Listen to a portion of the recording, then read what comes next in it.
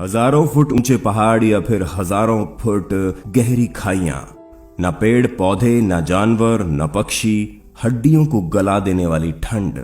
हम बात कर रहे हैं सियाचिन की, जो 76 किलोमीटर लंबा दुनिया का दूसरा सबसे बड़ा ग्लेशियर है और हिमालय के कराकोरम रेंज में है। सियाचिन दुनिया का सबसे ऊंचा युद्ध क्षेत्र है और सामरिक रूप से भारत के लिए बेहद महत्वपूर्ण है।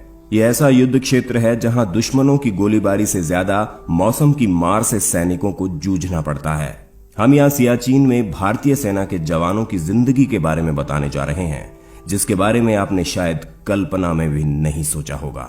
20,000 फीट की ऊंचाई पर स्थित दुनिया के इस सबसे ऊंचे रण क्षेत्र के हर कदम पर मौत का खतरा है। सियाचिन में अक्सर दिन में तापमान 0 से 40 डिग्री नीचे और रात में -70 डिग्री तक चला जाता है। पूर्व में चीन की सीमा लगती है और पश्चिम में पाकिस्तान की। आए दिन होने वाले हिमस्खलन, मेटल बाइट, अत्यधिक ऊंचाई पर होने वाली बीमारियों के साथ सांस उखाड़ने और हड्डियां गला देने वाली बर्फबारी के बीच ये हमारे अदम्य साहसी जवान ही है जो अपनी आंखों की रोशनी जाने या शरीर के अंगों को खोने की परवाह किए बिना सीमा की रक्षा करते हैं। लांस नायक हनुमन थप्पा, जो आपको याद ही होंगे, जिन्हें हिमस्खलन के 6 दिन बाद बर्फ के नीचे से जिंदा निकाला गया था, लेकिन बाद में वो भी जिंदगी की जंग हार गए थे। द ट्रिब्यून की रिपोर्ट के अनुसार सियाचिन की रक्षा करते हुए 1984 से अब तक करीब 900 सैनिकों की मौत हो चुकी है और यहाँ हर महीने 2 सैनिक जिंदगी की जंग हार जाते हैं।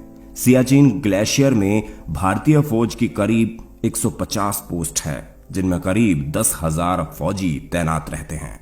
सियाचिन में तैनाती के 3 महीने के दौरान सैनिकों को नहाने को नहीं मिलता, न ही वो दाढ़ी बना पाते हैं।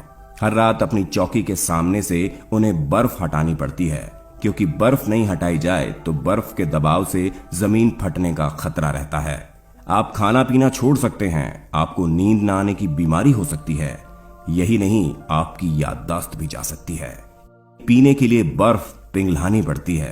हाथ में डबल दस्ताने पहनना जरूरी है ताकि चमड़ी राइफल के ट्रिगर को नहीं छुए। अगर आप खुले हाथ राइफल के ट्रिगर को छूते हैं तो यकीन मानिए सिर्फ 15 सेकंड में ही आपके शरीर का यह हिस्सा सुन्न पड़ सकता है।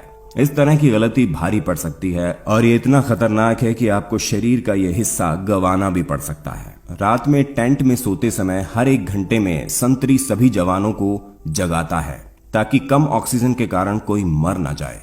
पेट्रोलिंग पर जाने वाले सैनिक एक के पीछे एक लाइन में चलते हैं और एक रस्सी सबकी कमर में बंधी होती है। कमर में रस्सी इसलिए बंधी होती है क्योंकि बर्फ कहां धंस जाए इसका पता नहीं रहता और अगर कोई एक व्यक्ति खाई में गिरने लगे तो बाकी लोग उसे बचा सकें।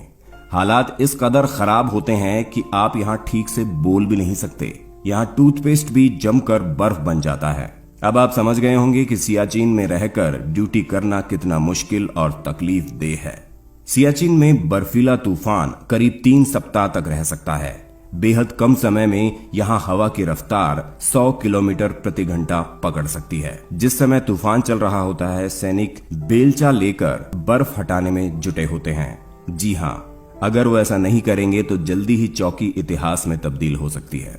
दुनिया के सबसे ऊंचे रण क्षेत्र सियाचिन में भारत और पाकिस्तान की फौज पिछले 3 दशकों से आमने सामने डटी हुई है। 1984 से पहले सियाचिन में स्थिति नहीं थी। वहां किसी भी देश की फौज नहीं थी। हमारे लिए इतना सब हमारे देश के जवान झेलते हैं। फिर भी विश्व में शायद भारत ही ऐसा देश होगा जहां राष्ट्रीय सेना के प्रति अभद्र और असंयमित भाषा बोलने वाले भी मिल जाते हैं। ये जवान नौकरी नहीं सेवा कर रहे हैं।